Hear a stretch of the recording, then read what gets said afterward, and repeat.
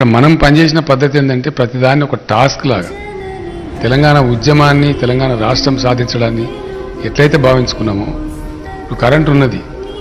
నాకన్నా ముందు చాలామంది ముఖ్యమంత్రులు పనిచేసిండ్రు.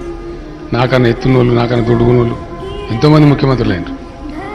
ఒకటి చిన్న ప్రశ్న మనం ఆలోచించుకుంటే తెలుస్తుంది, ఎందుకు కరెంట్ ఇవ్వలేకపోయినారు, ఏం కారణం?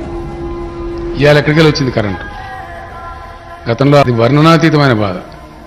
ఒక్కొక్క ట్రాన్స్ఫార్మర్ కాలిపోతే ఎట్లా డబ్బులు లంచాలి, ఇవ్వాలా ట్రాక్టర్లు పెట్టుకొని ఎట్లా సబ్ స్టేషన్ల కాడికి పోవాలి, 4 రోజులకు వచ్చేది కాదు.